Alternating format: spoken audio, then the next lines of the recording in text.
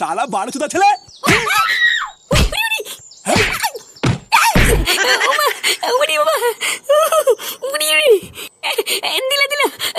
আমার মাথাটা ভেঙে দিল রে। শালা অজাতের বাচ্চা, ঘরে 3 বেলা বসে বসে গিলে গিলে শরীরে রস হয়ে গেছে তাই না? আজকে 100 টাকা দাও, কালকে 200 টাকা দাও, তার টাকাটা কি হারাবেন নাকি? হ্যাঁ, বাছুর থেকে সার হয়ে গেল, তাও এখানে ঘরে বসে বসে গিলছে, এক ফোঁটা লজ্জাও করে না। বেরো এই বাড়ির থেকে, তোর মতন অজাতের এই বাড়িতে কোনো জায়গা নেই, বেরো। শালা দুধ কলা দিয়ে কাল সব পুষেছি আমি। হ্যাঁ, বাড়া একবার দাঁড়াও না, একবার নিজের পায়ে দাঁড়াই, তারপরে দেখবা এই কাল সাপের কি চোদন। তখন যদি 100 বলে ছবি না করেছি, ওরা আমার নামা ফুটো না। বড় বালেল রে, ছিঁড়ে আটি বাঁধবে।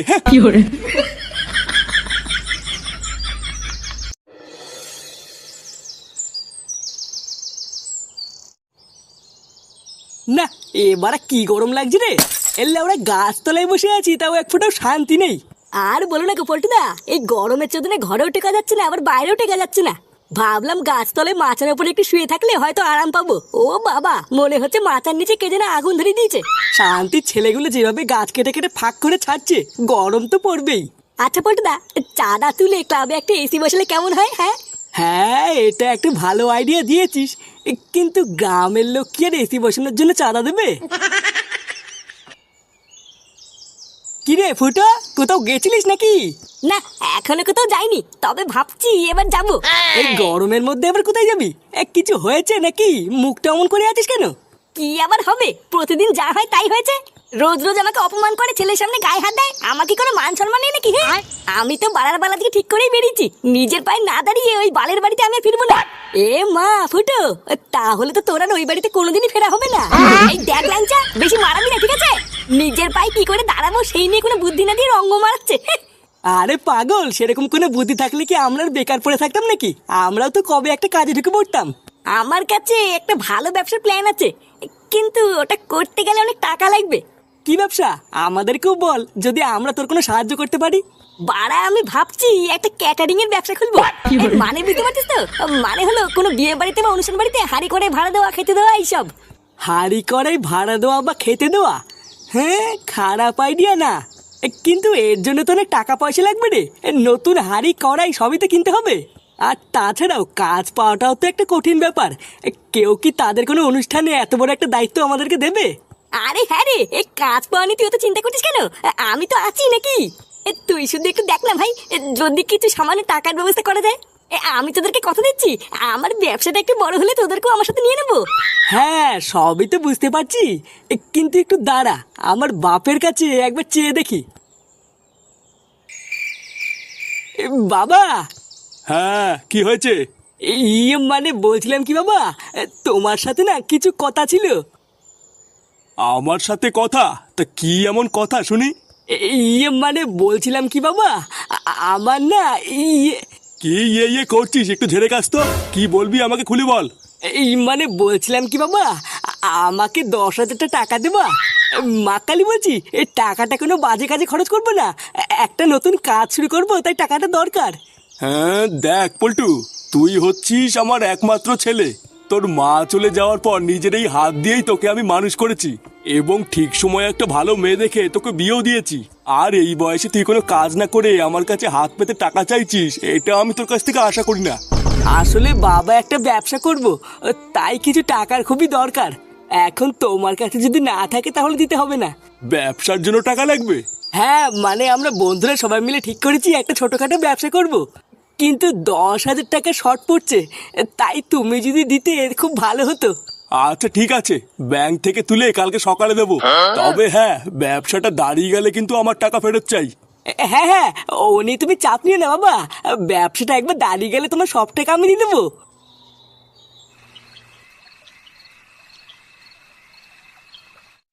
হ্যাঁ গো, শুনছো?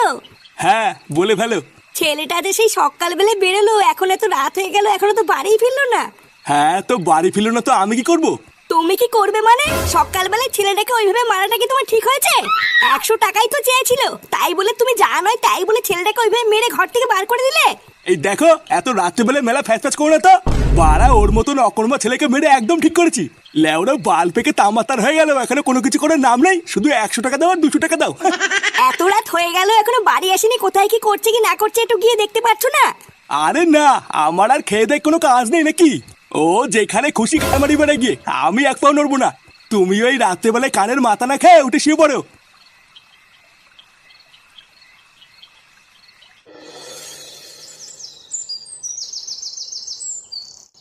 কোনো চিন্তা করবো না, বুঝলা? তোমার দোকানের পুজো খুব সুন্দরভাবে সম্পূর্ণ হয়েছে। 133 কোটি দেবতাকে সাক্ষী রেখে তোমার দোকানের পুজোটা যা সুন্দর করে দিয়েছি না, এবার শুধু দেখবা তোমার দোকানে কাস্টমারের দেনার দেন লাইন পড়ে যাবে। আর ফুটো, মন দিয়ে কাজ করবা, ঠিক আছে? মনে রাখবা ভগবানের আশীর্বাদ তোমার মাথার উপরে সবসময় আছে। ঠাকুর মশাই, আপনিও আমাদেরকে আশীর্বাদ করুন, যাতে এই ব্যবসাটা করে আমরা অনেক উন্নতি করতে পারি। হ্যাঁ না, পল্টু তো ঠিকই বলেছে, তুমি একটু আমাদেরকে আশীর্বাদ করে দাও। হ্যাঁ আরে হ্যাঁ হ্যাঁ, সে কি আর বলতে, আমি তো মন খুলে আশীর্বাদ করেছি। তোমরা শুধু মন দিয়ে কাজটা করো। আচ্ছা ঠাকুর মশাই, ঠিক আছে। নাও ফুটো, এবার আমার দক্ষিণাটা দিয়ে দাও, আমি চলে যাই। এই দক্ষিণা? কিসের দক্ষিণা? আরে ঠাকুর মশাই তো দোকান পুজো দিলে, তুই দক্ষিণা দিবি না? ইয়ে মানে বলছিলাম কি, তোদের কাছে ঠাকুর দিয়ে দে না, আমি তোদেরকে পরে দিচ্ছি। কেন ফটকে কেন দেবে? সব টাকা তো তোর হাতে দিয়েছিলাম, তুই দে। ইয়ে না মানে আমার কাছে তো আর কোনো টাকাই নেই।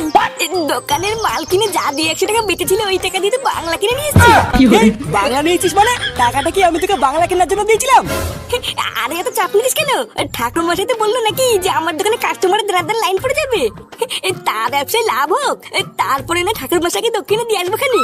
কি ঠাকুর মশাই, ব্যবসায় লাভ হওয়ার পর দক্ষিণটা দিলে হবে তো নাকি? হ্যাঁ, আমার দক্ষিণের টাকা মালকে উড়িয়ে তুই এখন ব্যবসায় লাভ হওয়ার পর আমাকে দক্ষিণা দিবি? চোদনা হরি, আমি তোকে বলে গেলাম, তোর ব্যবসা তোর শাটার মধ্যে ঢুকবে, মিলিয়ে নিস। কি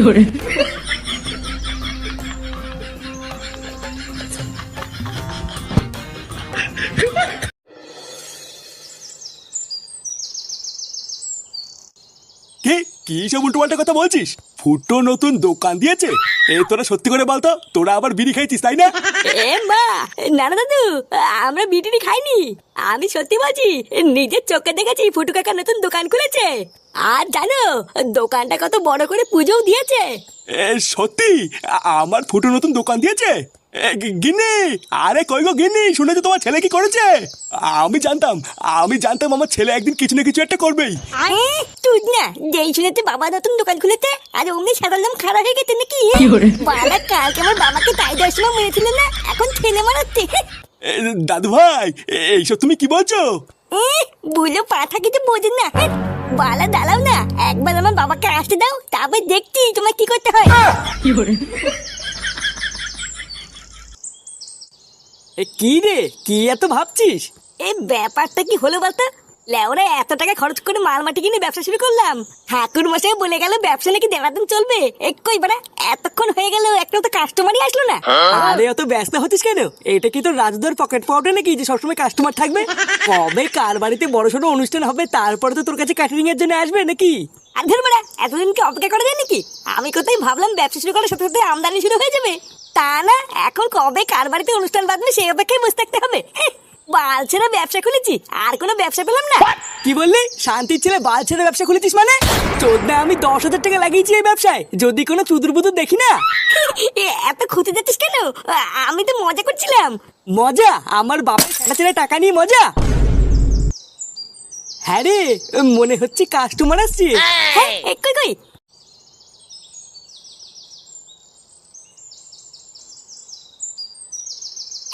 আসুন আসুন। আচ্ছা, এই ফুটো কাটারের মালিক কে? মা কেন, আমি তো মালিক। তুমি মালিক? ও হ্যাঁ বাড়া, হ্যাঁ আমি তো মালিক। কেন কাকু, বাড়িতে কি কোনো অনুষ্ঠান আছে নাকি? আমাকে বলুন। মিনছে, তোকে কেন বলতে হবে? আমি মালিক, আমাকে বলবে? এই লেওরা, আপনি আমাকে বলুন তো, আমি এখানকার আসল মালিক, ওরা তো এখানে কাজ করে। আসলে কালকে আমার মেয়ের বিয়ের অনুষ্ঠানের জন্য কিছু ক্যাটারার আর কিছু বাসন কাসনের দরকার, তাই এখানে এসব পাওয়া যাবে তো নাকি? এ মাসে কি পাওয়া যাবে কিনা এটা আবার কেমন কথা? ব্যবসা কেন আলচিতে খুলেছে নাকি? হ্যাঁ, আপনি এই নিয়ে একদম চাপ নেবেন না, এখানে সবকিছুই পেয়ে যাবেন। হ্যাঁ, কিন্তু সমস্যাটা হচ্ছে অন্য জায়গায়। সমস্যা? কি সমস্যা? আরে ক্যাটারিং এর সাথে একটা রান্নার লোক হলেও খুব ভালো হতো। তা তোমাদের এখানে কি রান্নার লোক পাওয়া যাবে? না হলে আমাকে আবার অন্য জায়গায় খুঁজতে হবে। কি বলছেন? এটাও কি আবার কোনো সমস্যা নাকি? হ্যাঁ, আপনি ভেলভাল কোনো চাপ নেবেন না, এখানে আমাদের রান্নার লোক রয়েছে। কি আরবার বলছিস? রান্নার লোক আছে মানে? রান্না আবার কে করবে? মাথাটা থেকে তোর খারাপ হয়ে গেছে নাকি? আমাদের এটা ক্যাটারিংয়ের ব্যবসা, এখানে কোনো রান্নার লোক পাওয়া যাবে না, বলে দে। তুই চুপ কর, যা বলার লেওটা আমি বলছি। কোনো সমস্যা টমস্যা নেই তো? মানে এতগুলো দায়িত্ব তোমরা ঠিকভাবে পালন করতে পারবে তো? আরে হ্যাঁ, কোনো সমস্যা নেই।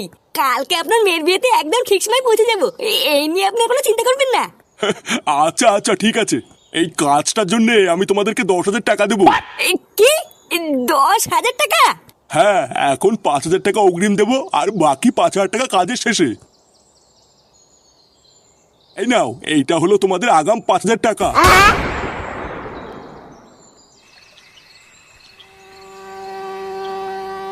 আরে আরে আসুন আসুন, আস্তে আস্তে আসুন, আস্তে আস্তে আসুন।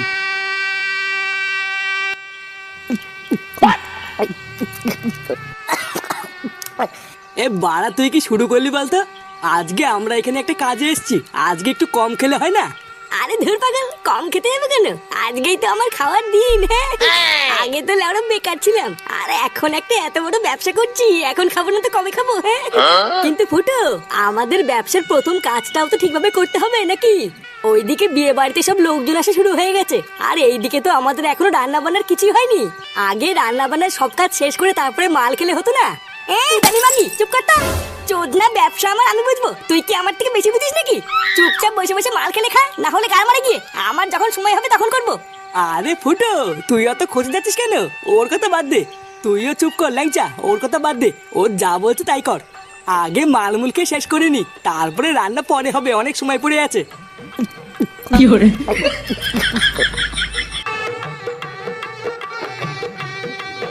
দাদা। হ্যাঁ, কি হয়েছে? দাদা, ওইদিকে একটা কেলো হয়ে গেছে। কেলো মানে কি বলছিস? আরে বিয়ে বাড়ির সমস্ত আত্মীয় স্বজন তো না খেয়ে চলে যাচ্ছে, এখনো তো রান্নাই হয়নি। কি, এখনো খাবার হয়নি? আয় তো দেখি আমার সাথে।